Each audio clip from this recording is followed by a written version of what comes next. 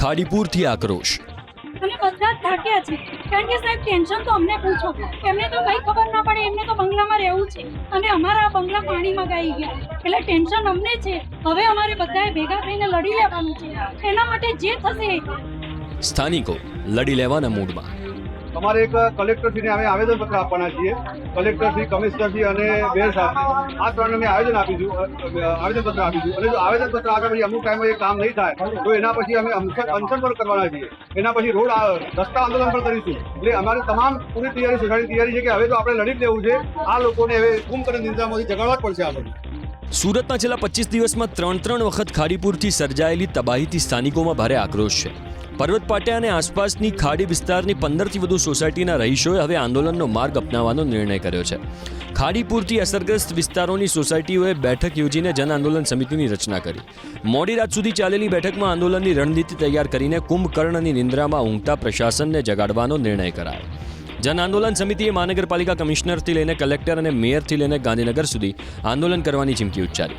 પદયાત્રા, bike rally અને ઉપવાસ આંદોલન કરીને ખાડીપુરની સમસ્યાનું કાયમી નિરાકરણ લાવવાનો રહીશોએ નિર્ણય કર્યો છે। સુરતમાં દર વર્ષે સર્જાતા ખાડીપુર માટે સાંસદ મુકેશ દલાલે દબાણોને ગણાવ્યા જવાબદાર। સાંસદ મુકેશ દલાલ બોલ્યા કે ખાડી પર જીઓલોજીકલ ઘણા પરિવર્તન થયા છે, ખાડીમાં નીચે મોટા પુરાણો થઈ ગયા છે, ખાડી પર થયેલા દબાણોને લીધે પાણીના નિકાલ માટે અવરોધ ઊભા થયા છે। ખાડીપુરને લઈને ચિંતા વ્યક્ત કરતા સાંસદ મુકેશ દલાલે કહ્યું કે દરેક સમસ્યાનો ઉકેલ છે, તેમ ખાડીપુરના ઉકેલ માટે ચિંતન કરવામાં આવી રહ્યું છે। ખાડીપુર માટે એક વિસ્તૃત રિપોર્ટ તૈયાર કરવામાં આવી રહ્યો છે। ખાડીપુરથી હાલાકી ભોગવી રહેલા પ્રજાનો આક્રોશ વ્યાજબી હોવાનું કહી મુકેશ દલાલે સુરતને આ ખાડીપુરની સમસ્યાથી બહાર કાઢવાનો દાવો કર્યો।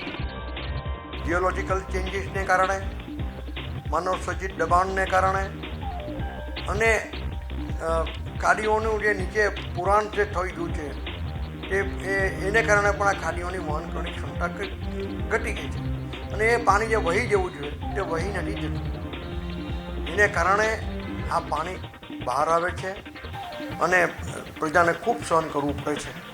એ બધી જ ખાડીઓનો અભ્યાસ કરીને પહેલાં 2-3 ખાડીઓ જે ડેન્જર છે એને જ લેવામાં આવે અને એમાં શું કરવું છે એક્સપર્ટ અભિપ્રાય આપે। એક હાઇડ્રોલોજીકલ સર્વે થાય, ઉપરવાસમાં કેટલો વરસાદ પડે છે, છેલ્લા કેટલાક વર્ષોના આંકડા કલેક્ટ કરવામાં આવે અને આ ખાડીઓની પાણી વહન કરવાની ક્ષમતા વધે એને માટે શું થઈ શકે, શું કરવું જોઈએ એનો એક અભિપ્રાય, એક રિપોર્ટ આખો ડિટેલ આવે એની તૈયારી અમે લોકો કરી રહ્યા છે।